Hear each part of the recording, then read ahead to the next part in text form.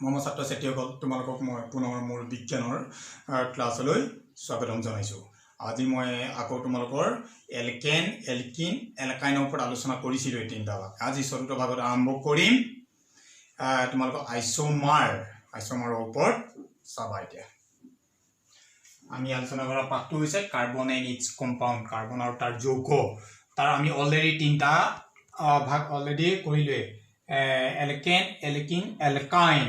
আজি আমি আলোচনা কৰিম আইসোমাৰ। তোমালোকৰ পাৰ্ট আছে তাৰ ওপৰত আমি আলোচনা কৰিম। প্ৰথমতে চাই লওঁচোন আমি আইসোমাৰনো কাক বোলে। প্ৰথমতে কৈছে মই ইংলিছ শব্দটো সুবিধা হয়, the organic compounds having the same molecular formula but different structure। ইয়াত বস্তুটো কি হৈছে মনত ৰাখিবলগীয়া, মলিকুলাৰ ফৰ্মুলাটো সেম একেই হ'ব, কিন্তু ষ্ট্ৰাকচাৰটো আমাৰ কি হ'ব, ডিফাৰেণ্ট হ'ব, বেলেগ বেলেগ হৈছে। অৰ্থাৎ মানে যিবোৰ যৌগ আণৱিক সংকেত একে, সেম মলিকুলাৰ ফৰ্মুলা, আণৱিক সংকেত একে, কিন্তু গঠন সংকেত বেলেগ বেলেগ, ডিফাৰেণ্ট ষ্ট্ৰাকচাৰ, গঠন সংকেতটো কি হ'ব, বেলেগ বেলেগ। সেইবিলাক গঠনকে সমযোগী যৌগ বোলা হয় ষ্ট্ৰাকচাৰেল আইসোমাৰ, ষ্ট্ৰাকচাৰেল আইসোমাৰ বোলা হয়। তাৰপিছত কৈছে যে নেক্সট পইণ্টটো আছে যে কাৰ্বনে নিজৰ মাজতে বান্ধনি সৃষ্টি কৰি বৃহৎ সংখ্যক অণু গঠন কৰে। তোমালোকে আগত দেখিছাই যে এনেকৈ কাৰ্বনে নিজৰ মাজতে এনেকৈ গৈ থাকিব, কাৰ্বনে গৈ থাকি কি কৰে, বৃহৎ সংখ্যক অণু গঠন কৰে। এই ধৰ্মকে আমি কি বুলি কয়, কেটিনেশ্যন। ইংলিছ শব্দটো মনটিকে এইটোৱে হেৰি কৈছে, গতিকে ইংলিছ শব্দটো মনত ৰাখিবা, কেটিনেশ্যন বোলা হয়। এতিয়া তাৰপিছত আছিলে আমাৰ কি নেক্সট পইণ্টটো, যৌগবিলাকত যে কাৰ্বনৰ দীঘল শৃংখল, শাখা শৃংখল নতুবা চক্ৰীয় শৃংখল পৰিলক্ষিত হয়। যৌগবিলাকে যেতিয়া নিজৰ মাজতে এনেকৈ বান্ধনি সৃষ্টি কৰি গৈ থাকিব, তাত আমি কি কি শৃংখল আমি পাওঁ, যে দীঘল শৃংখল পাম, শাখা শৃংখল পাম, নতুবা চক্ৰীয় শৃংখল, straight chain, branch chain and cyclic carbon compound চেইনবিলাক আমি এনেকৈ পাম, তিনিটাত পাম। এই তিনিটা এক্সাম্পল হিচাপে তোমালোকক মই দেখাম। আইসোমাৰ তোমালোকক যদি কয় বোলে এক্সাম্পল হিচাপে কি কৰিবলৈ চাবা তোমালোকে, এতিয়া মই আগতটো শিকাই আহিছোঁ তোমালোকৰ, এতিয়া উদাহৰণ হিচাপে ল'ম তোমালোকৰ C4H10 হৈ যোৱাৰ লগে চাৰিটা থাকিলে তোমালোকৰ লিখাই আছে, চাৰিটা থাকিলে তোমালোকৰ কি হ'ব, এইটো BUTANE, গতিকে তোমালোকৰ চিংগুল পইণ্ট থাকিব, যিহেতু ইয়াত আছে। ইয়াত যদি কয় দিলে বিউটিনৰ বোলে তোমাৰ হেৰিটো লিখা বোলে, মই এইবিলাক সময় C4H10, আৰু ইয়াত যদি কয় বোলে আইসোমাৰ কেইটা লিখা, টু আইসোমাৰ পাম, আমি দুটা পাম। ইয়াৰ পৰা আলোচনা কৰিম চাবা। এতিয়া যিহেতু কাৰ্বন চাৰিটা আছে, কাৰ্বন চাৰিটা থাকিলে আমি কি কৰিম, ষ্টেট চেইনটো 1 2 3 4 1 2 3 4 এই চাৰিটা আছে ষ্টেট চেইন অফ কাৰ্বন। এইকেইটা তোমালোকৰ চাৰিটা আছে, গতিকে কাৰ্বন এইকেইটা চাৰিটা 1 2 3 4, এইটো হৈছে কি state chain of carbon atom. আমি এই চাৰিটা থকাৰ কাৰণে এইটো এনেকৈ ষ্টেটত আমাৰ গুচি যাব, গতিকে এইটো আমাৰ এইটো গুচি গ'ল কণ্টিনিউ। গতিকে যোৱালে তোমাৰ এইটো নাম্বাৰ 1 দিছোঁ, এইটো 2 দিছোঁ, এইটো 3, এইটো 4, চাৰিটা পালোঁ 1 2 3 4। এতিয়া চাবা তোমালোকৰ ইয়াৰ পিছত আমি যাম ষ্ট্ৰাকচাৰলৈ যাম। এতিয়া কি কৰে, কাৰ্বন যিহেতু চাৰিটা কৈছে,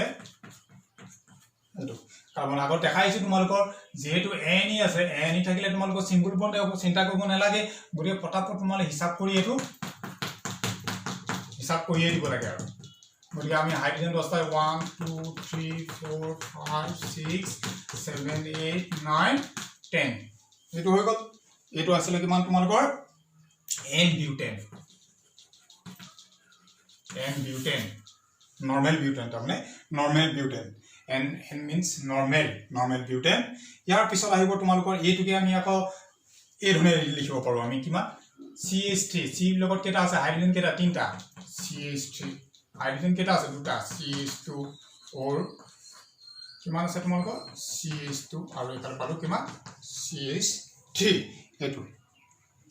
এতিয়া কথা হ'ল কি ব্ৰাঞ্চ, ইয়াতে আমি পালোঁ এডাল দীঘল শৃংখলৰ কথা পালোঁ, ইয়াতে পাম আমি কি টু আইসোমাৰ, বিউটেনৰ আমি আইসোমাৰ কেইটা বোলে লিখা, পৰীক্ষাত যেতিয়া তেতিয়াহ'লে কি লিখিম, এইটো এটা লিখিলোঁ, আৰু এটা পাম। এতিয়া তোমালোকৰ পিছত চাবা, তোমালোকৰ পিছত কি কৰিম, এতিয়া তোমালোকৰ এতিয়া দেখালোঁ মই তোমালোকৰ এইটোকে দেখাইছিলোঁ, ব্ৰাঞ্চ কমপ্লিট চাৰিটা গৈছিলে। ইয়াৰ পিছত কি কৰিম আমি 1 2 3, যিহেতু চাৰিটা আছে 1 2 3 4টো আমি ইয়াত ল'লোঁ, কাৰ্বন ল'লোঁ। এনেকৈও আমি ল'ব পাৰোঁ, কমপ্লিট নলৈ বোলে এইটো নলৈ ইয়াত তললৈ লৈ আনিলোঁ, তোমাৰ কাৰ্বনটো দি ল'লোঁ, কিমান 1 2 3 4 হৈ গল এটা দিলু কাৰ্বন দুটা দিলু তিনটা চাৰিটা এই হৈ গল 1 2 3 4 হৈ যোৱাৰ লগে কি হল তোমালোকৰ এটো ব্ৰাঞ্চেস অফ কাৰ্বন কেনে কি কৰিম এটা আইসোবিউটেন টু কেনেকে আহিব কাৰ্বন যেটো এটো অহা লগে আমি এটো কি লিখিম যেটো কাৰ্বন আছে বান্ধনী দি দিম আমি এটা ইয়াত দিছিল গৰে 1 2 3 4 আহিব 4 হলে যেটো n আছে সিঙ্গল বন্ডে আহিব গৰিকে তোমালোকৰ এটো হিসাব কৰি দিলো 1 2 3 4 1 2 3 একদম শৰ্ট বুডি টু তোমালোকৰ এটো বস্তু মন ৰাখিবলে চাবা তোমালোকে এ 1 2 3 4 5 6 7 9 10 এটো এটো আহিব এটো লগত এটো স্ট্ৰাকচাৰটো বেলেগ আছে এটো এনেকে গল এটো স্ট্ৰাকচাৰটো বেলেগ হেকানে কৈছে যে আইসোমাৰ বিলাকো কি হৈছে যে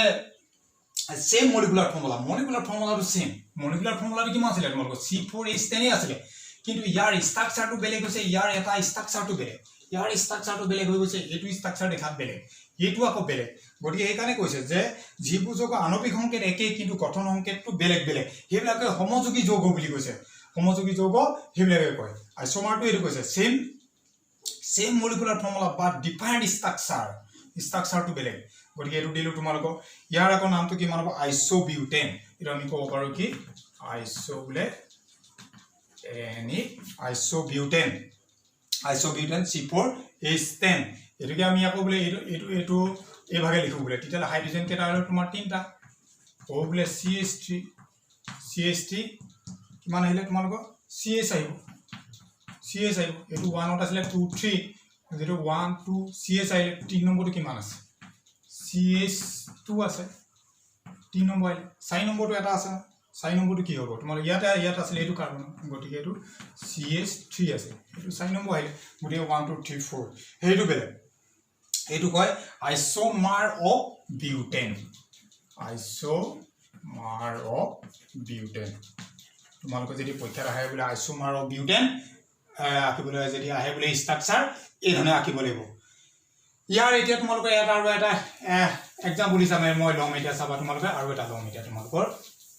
হেতু হৈছে C5H12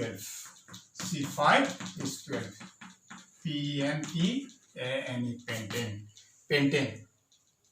ইয়াত এটা তোমালোকৰ কেটা গুটেই পৰীক্ষা দিতে বলে পেন্টেনৰ বলে তোমাৰ মলিকুলাৰ ফৰ্মুলা লিখা আৰু স্ট্ৰাকচাৰ বিলাক লিখা বলে আইসোমাৰ বিলাক কেটা ওলাব ইয়াত দুটা ওলাব তাত দুটা পালো ইয়াত কেটা পাম এটা তোমালোকে চাবা এটা প্ৰথমতে আমি যেটো কৈ আছিল তাত এতিয়া মই অলপ ছুটি কৰিম পাঁচটা 1 2 3 4 5 তুমি চিন্তা কৰিব নালাগে 1 2 3 4 5 6 7 8 9 10 11 চিন্তা কৰিব নালাগে হিসাব কৰিলে হৈ গল 1 2 3 4 1 2 3 4 এটো হিসাব কৰি বনাই দিবা এটো হৈ গল এটো কমন নেম আহি গল কি n পেন্টেন আহিলে n পেন্টেন নরমাল পেন্টেন তাৰ পিছত কি আহিলে তোমালোকৰ ইয়াৰ বলে আইসোমাৰটো বনাবলৈ বেলেগ এটা আমি বনাম তেতিয়ালে আমি এবাৰ চাৰিটা বনালো চাৰিটা দিয়াৰ পিছত কি কৰিলো ইয়াত এটা দিলো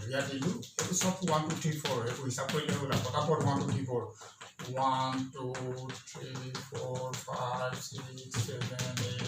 8 9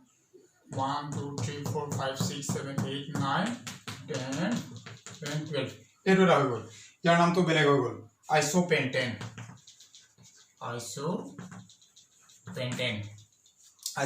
হৈ গল আকৌ এই ভাগে নে কি বলে আমি এটোটা পালো 1 পালো এটো 2 পালো আৰু এটা আমি একো পাই কি আমি চাম আকৌ আমি বেলেগ এটা পদ্ধতি আকিব পাৰো এটো হৈছে কি হৈছে তোমালোকৰ কাৰ্বন ইয়াত দিলো বান্ধনী 1 2 3 4 0 লাগে এটো হিসাব কৰিলো 1 2 3 4 এটো হিসাব কৰি দিলো আৰু তোমালোকৰ এটো পটা পৰে সাইড সি বেছি চিন্তা কৰি থাকব নালাগে তোমালে দি দিলে 1 2 3 4 1 2 3 4 হিসাব কৰি দিবা এটা হাইড্ৰোজেন হিসাব কৰিম 1 2 3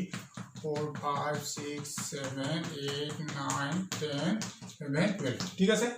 আমাৰ এটো মিলি গৈছে C5H12 ইয়াৰ নামবিলাক বেলেগ হ'ব ইয়াৰ নিউ পেন্টেন